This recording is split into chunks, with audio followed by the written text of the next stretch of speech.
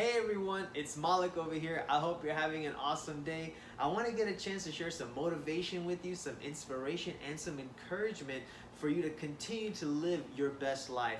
And you might be wondering, why is it that I like doing these videos or posting this kind of content? And it's because I have a God-given purpose, just like you have a God-given purpose. And mine is to help people reach their potential. And it's not because I'm perfect and I don't have my own struggles. It's because I have fallen down so many times but have gotten back up by the grace of God that I'm able to help other people, right? So one can only help if they've been helped. So I'm sharing this message with you today in pure humility, and I hope and I pray that it blesses your life. And you probably are watching this for a reason. It may have ended up on your feed for a specific reason. So finish it to the end if you can, even if you have to take breaks in between, because I feel like it's really going to speak to you in your life today. Because I prayed about this message and I was like, what can I share with people that's really going to help them? Not seeking my own wisdom or my own agenda, but what can really bless other people. And so I wanted to talk about inner circles, right? Inner circles. Who do we have in our inner circle that we are using insight, knowledge, wisdom from to approach our life, to gain victory, right? Towards a certain circumstance or situation. That's why we go to our inner circle, because we're facing something that needs wisdom beyond our own. And so I might have my friends in there, my family in there, my husband, my wife, counselor, therapist. Trusted individuals are in the inner circle, right? People that we trust. And so all I want is victory in this situation. So I have to analyze as well previously what's been going on in my life when it comes to using my inner circle. Have I gotten the victory that I've wanted, or has it brought more confusion in? Has it brought bad results in? And so when I think about that, do I need to make a shift? Do I need to replace who's in my inner circle? Not to get rid of them, but maybe I need to add someone in there, remove some people out, or just kind of figure out the path. What does that look like to have a trusted inner circle? And so one of the ways that we can have a trusted inner circle is knowing who we are. I am a son, and you are also a son or a daughter of the Most High God, right? And so we were created to have deep relationship with God, where He can be our guide, where He can be the person, not the person, but be the God that blesses us, that heals us, that directs us. And so how do we do that? By having deep relationship. It's not about religious, I'm not even going to try to say that word, but it's not about being religious, right? It's about relationship. And so here's a really awesome story, and it's from the Bible. And if you're not a believer in Jesus, and you are maybe a Muslim, a Jew, or atheist, whoever you are, I'm just glad that you're here today and you're open-minded about checking out this message, because you can apply it to your life, right? And so just like, fundamentals of Buddhism, they might apply to my life in some way. I'm open to receiving things and discerning what's true, right? So receive this, discern what's true. And when it comes to inner circle, here's an awesome story from the Bible. It's in 2 Kings, and it's about a man of God named Elisha. And he was regularly traveling to a certain town, and there was a rich, wealthy woman over there, and she would often invite him to her house to have a meal. She knew that he was traveling, and she just wanted to be a good host, right? And so as she spent that time with him, she told her husband, hey, we have some space in the attic. Why don't we make a space for him in our home? And so when you think about that, she's already discerning, okay, he seems like a trustworthy individual. He's a man of God. He seems holy. I want to make a place for him in our home. And so just as a segue real quick, when we have this deep relationship with God and we make a place for Him in us, when we surrender to Him and He can live through us, guiding us, blessing us, informing us of what decisions we can make to have victory, then life gets sweeter and better. It doesn't come without challenges, but it gets sweeter and better. So back to the story, she made this place in her home for him, so when he comes, he can stay there. And one time when he came into town, he stayed in her house. He actually was wondering, hey, he sent his servant, he's like, hey, go check on the woman and see how she's doing. Is there anything that I can do for her? You know, because she had done something for him. He wanted to bless her. And she said, well, she went up to see him, right? And she stood in the doorway. When she stood in the doorway, she was actually being open to receiving what he was going to share with her. We can only receive when we're open to receiving. So when she stood in the doorway where he could ask her, what can be done for you? And she was open, she could receive what he was going to bless her with, because he was a man of God. He came as a prophet to the people. And so he had a certain authority within earth to bless people. And so she said, well, I don't have a son. And he was like, next year you'll have a son, right? This time next year you'll have a child. And she kind of doubted him. She was like, oh, don't lie to your servant. Like, you know, I can't take it.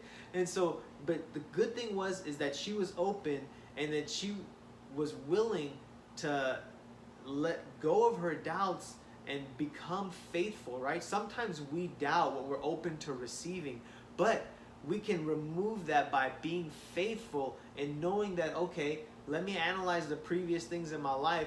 God has been faithful. He's going to continue to bless me. Okay, let me remove that doubt. I'm going to be open to receiving what he is speaking. So that time next year, she actually had a son, right? And wow, right? She was open to receiving. She trusted him, and she believed that it's possible, right? After she removed the doubt. There's a process sometimes. We don't just, okay, I'll take it, thanks. No, we got to get rid of what's in here to really allow what's wanting to come in, get there. And so the reason I'm sharing this story is when several years afterwards, her child actually, went to the field for work with her husband, and he was like, oh, my head, my head. And so the father sent him home to his wife, to his mother, to the child's mother. And, you know, the child ended up dying, and the woman was grieving extremely. But what she did was she took her son, she placed him into the room of the prophet that was coming, you know, to town and would stay in their home. She took him all the way up there, right? She knew where to go. So once she put him in the room, she shut the door. She went to go look for the man of God, the prophet Elisha.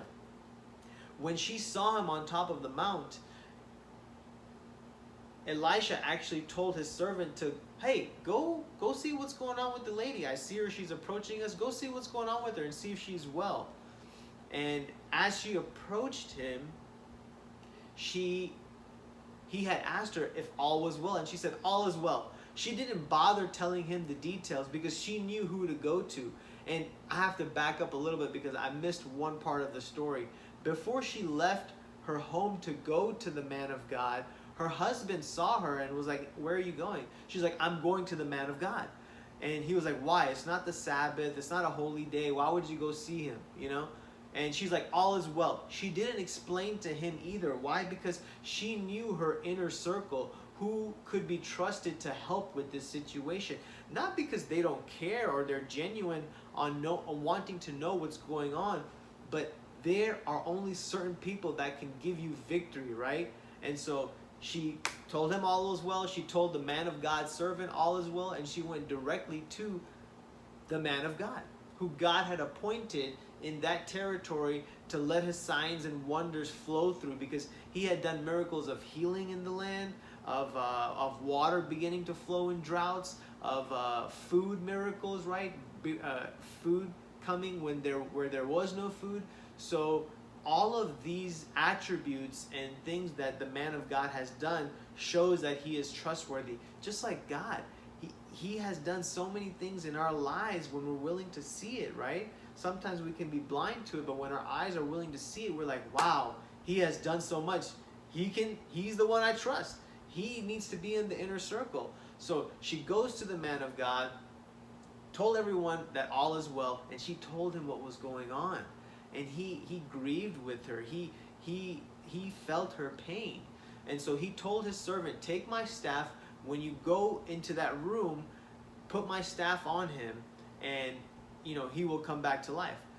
That didn't happen, right? You know why? Because the servant that went to do that, his faith was lacking.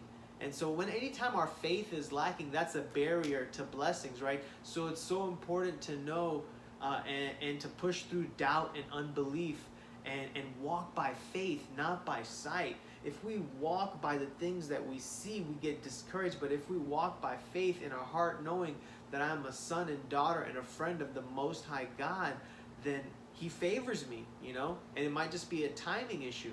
So back to the story, when the servant went back to Elisha, was like, hey, it didn't happen, I don't know what to do. He was like, okay. He went himself, right? This is what happens when you have trustworthy people in your inner circle. If things get tough, if there's resistance, they don't give up. They're gonna help you get victory, right? So he goes there himself, and after a few different things that he does, one of them was laying on top of him and really just grieving and letting the life from him flow to the child. The child came back to life. He was resurrected. When we have the right, trustworthy people in our life, they can give us victory to things that were dead, right? This is true. This is possible. And it's by faith. It's not by sight. So that's the message I wanted to share with you, is who is in your inner circle. And not to judge them or condemn them, but judge the fruit. Discern what cause has come from using the inner circle people that are there. Have you gotten the right results? Have you gotten victory? If not, hey, it's okay. They're not perfect, right? But who can I seek, to have in my inner circle that can get me victory, that wants to get me victory, that's not going to turn back when it gets tough, right? And that can bring dead things back to life. And so I'm not telling you what to choose, but I'm placing something before you to discern, what should I really do in my life, right? And so for me, I have used my own wisdom in the past. I haven't always had this relationship with God. It's been other things in the past, right? But he had been seeking me, and I was standing in the doorway.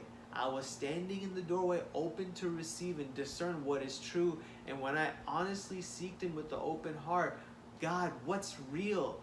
There's so many different interpretations out there of who you are, of Islam, of Christianity, of Judaism, of Buddhism, of Hinduism, all these different things. What's true, right? I had tried a little bit of everything in my life. I was like, this seems right, this seems right. Maybe it's just all together. Maybe we're all just seeking the same God through different interpretations. And so when I prayed that with the open heart, I received the truth, and it came in a lot of different layers, and I'd be happy to share that with you. But I want to keep this video to this message of, who do you have in your inner circle, and are you willing to analyze it to see if they've gotten you the victory, or do you need to make a shift? And who can you seek from that shift?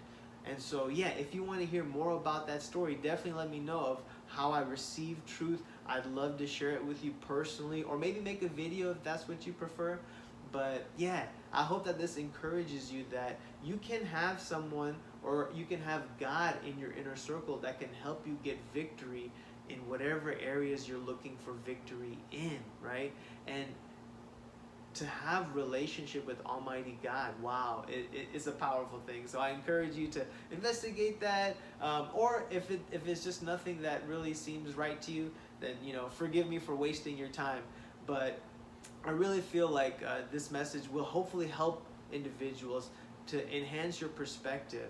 And as part of my purpose to help people reach their potential, I'm a life coach and I'm a mentor. And so I do that through multiple different ways. One of them is my wellness company, Outward Fitness, but also I have a nonprofit called Inner Life Restoration.